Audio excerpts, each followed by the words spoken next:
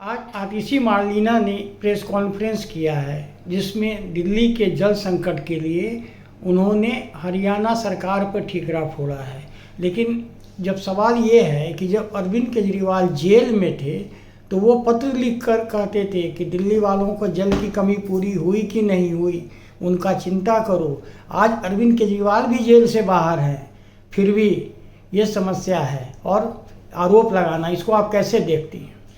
देखिए, इतनी निर्लज और निकम्मी है ये पार्टी। किस तरह के ख्वाब दिखाकर उन्होंने दिल्ली के लोगों के साथ खिलवाड़ किया है, कितने झूठ बोले हैं, क्या कुछ कहा है करेंगे और कर क्या रहे हैं।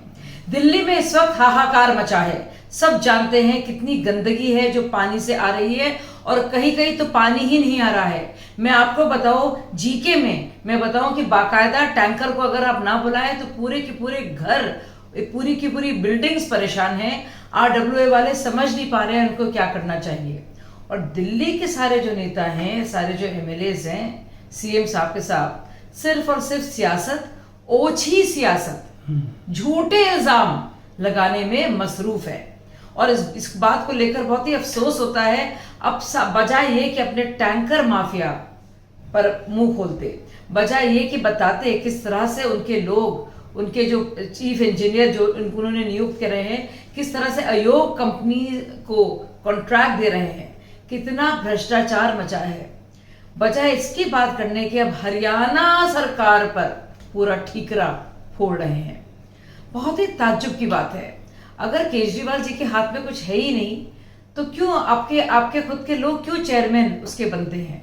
अगर आपके हाथ में है ही नहीं कुछ तो पहले आपने ये बात क्यों नहीं उठाई? आप हैं ही क्यों मुख्यमंत्री जब आपके हाथ में कुछ नहीं है जो आप कहते हैं?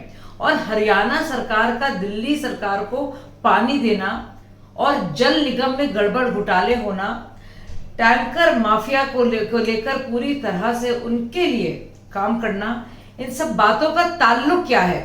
क्यों बार बार इतनी निर्लजता से, बेशर्मी से, बेहयाई से आतिशी अब बजाय अपनी जिम्मेदारी पर कुछ बोलने के भाजपा पर, हरियाणा सरकार पर, किसी पर भी इस तरह के सवाल उठाती हैं जी, लेकिन कौन यकीन करेगा?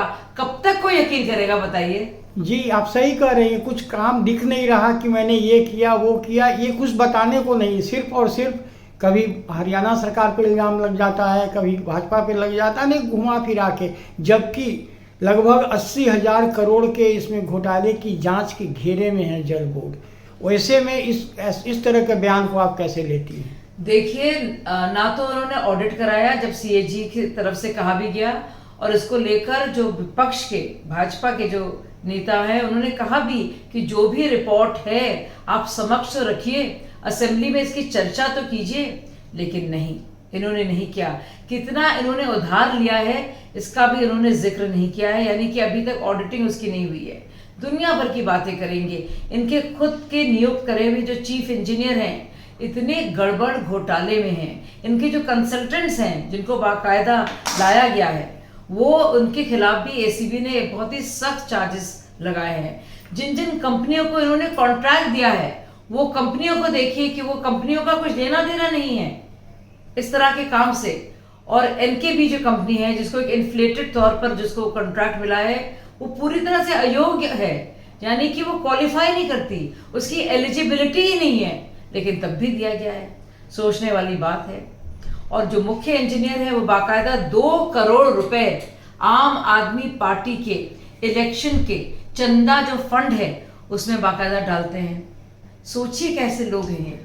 जी, आपकी बातों से बहुत सारे घोटाले की बू तो आ रही है। खैर, ये तो जब जांच होगा। लेकिन दिल्ली तो भगवान भरोसे ही हो गई ना। दिल्ली जहाँ की जल की समस्या हो, ये इस बात पर केवल बहुत बहुत तकलीफदेह है। आप देखिए जो पानी निकल रहा है नलों से, वो गंदगी है। वो सच में लगता है कि ये इसमें कि ये चाय का है, कि इसमें गंदगी है, कि इसमें कूड़ा है, कि इसमें क्या है।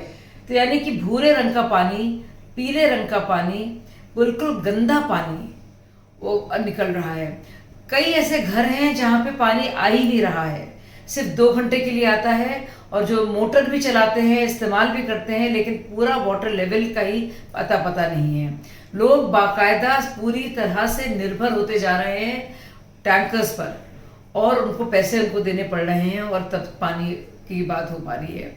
जो पाइपलाइंस होने थे उनको सुनिश्चित करना था, वो पाइपलाइंस का इतनी जगह पे डाली ही नहीं गई हैं, जबकि इसके लंबे चौड़े बजट्स पहले आ गए हैं। और जहां तक बात है दिल्ली जल निगम की, उसकी पूरी ऑडिटिंग ही नहीं हुई है। कितना उसका कर्जा बढ़ गया है।